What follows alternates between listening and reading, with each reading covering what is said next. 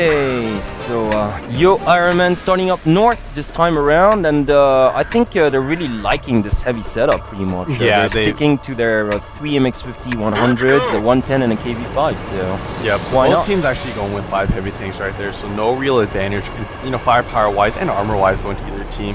I think the Immortals have heard you. The Sirius switched back to his favorite T32, so now their chances of winning have just gone up significantly, just due to the fact that they have 5 heavy tanks. Okay, well, you heard the man. I'm just gonna stop talking. I'm gonna let you just do all the predictions. Yeah, but in any case, here we see the Immortals slightly kind of being really defensive, actually. Only sending 1 heavy tank, not even to even the center line of the map. Is really, pulled quite far back into his own territory right now. And on the opposing side, we haven't gotten vision on them just yet, but I'm expecting a similar kind of setup to, and there we go. Pretty defensive as well. Well, definitely, although just slightly more daring. Okay, they have spotted each other from really far away. Usually Tanaka's gonna get out of there, because every single time I've seen a face-off on this boulevard, whoever's down south is taking all the shots pretty much. Yeah. So he's got to get out of there. Really, I don't think it's gonna do him any good to stay around here. I mean, PNL, I would try to fire maybe a couple shots for PNL, but PNL is really just taking cover right now. Yeah, he is, and not too well. It's an ISP versus a 110. So far, Tanaka is riding with 110, and PNL with this IS3. So I think it just really depends on what tanks you're talking about, though. Just the angle of the hull, just the height of the turret as well.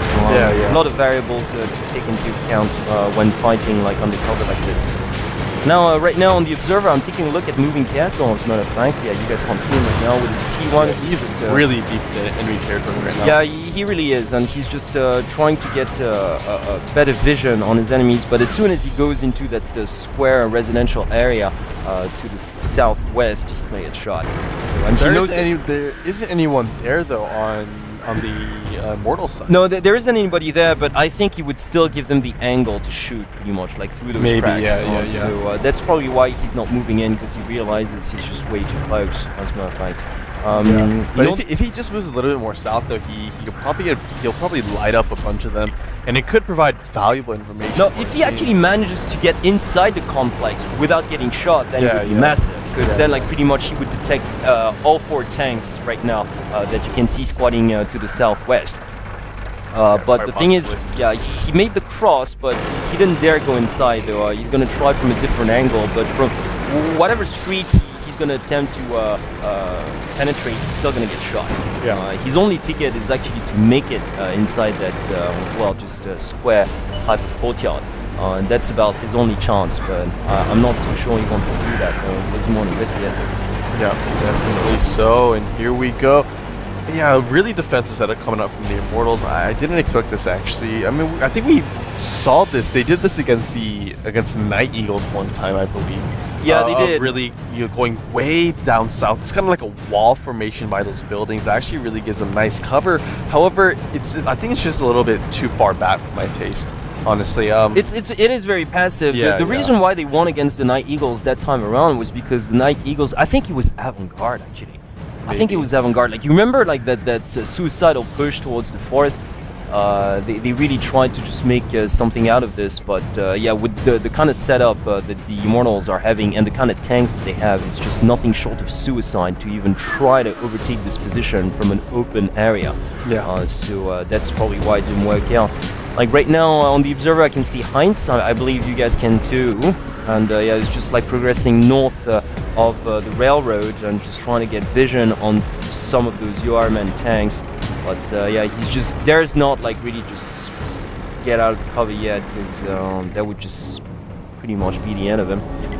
So not much happening, really. I get the feeling that this is gonna be up to yoe IRONMEN to just make something out, because the Immortals, it doesn't. The Immortals look could push out soon. They're actually moving their tanks right now, moving towards that eastern edge of the map. We could see a railway push come out. I prefer to see a city push, just due to the fact that with heavy tanks, you're not going to be moving fast anyway, so you don't really need to use open field areas as much as lighter counterparts. So usually a city push is better for heavier tanks that don't have much mobility, but they are just going to go and decide to go for a railway push, which is really funny because at the same time I think these teams are psychic or something because on the observer I can actually see that yoe IRONMEN are doing exactly the same thing. That T1's going to go down. There you go.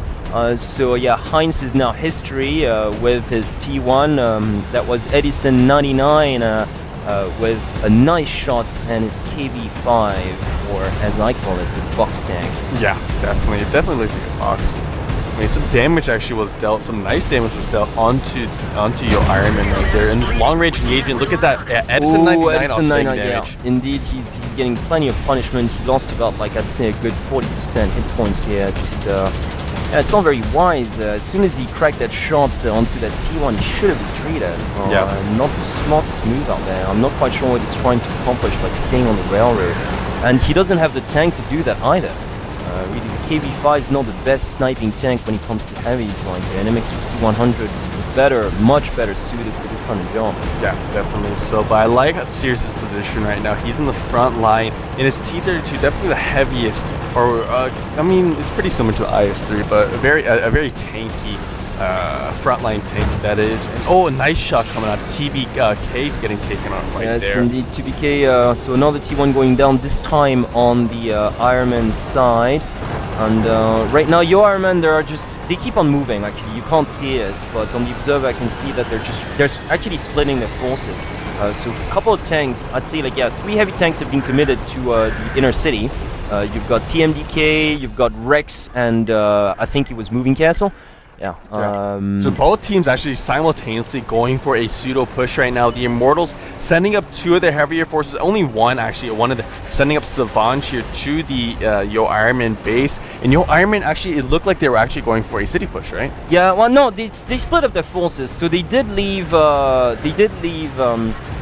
Edison 99. Yeah. Pretty much to their starting position to defend with his KV5 and the rest. Look at this!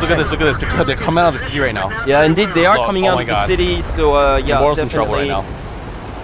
Yeah, the Immortals have to react to this because, like, yeah, it was just it was really nicely done actually by yoe IRONMEN. They just left Edison 99 and his KV5 up there almost as bait, and look at that, he took so much punishment, right? Meanwhile, their tanks actually have monopolized the starting position down south.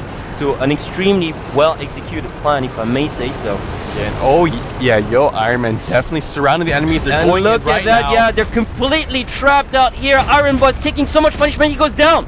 He goes down, and PNL just goes down as well. Oh boy, that's 2 IS3 in a matter of seconds. Well done, yoe IRONMEN. Yeah, yoe IRONMEN definitely showing a new style of play right now. Since last week. The champions definitely showing why they deserve that title right now. And look at that, just unbelievable. You know what, Edison 99, who was just bait out there pretty much north of the railway, he's the only one. I was like, why did they leave him there? But basically that was, it was just like a deceptive maneuver pretty much to better push through the inner city. And look at all the tanks that went down. 2 IS3s, a T32 Sirius is now gone as well. And Savange taking damage as well as Kitan. Look at that, they're out there in the open. Even Edison, who is the lowest of the lows pretty much, it can still manage to fire from undercover right now. Yeah, definitely. So in the base capture and these tanks gonna probably go down at the same time.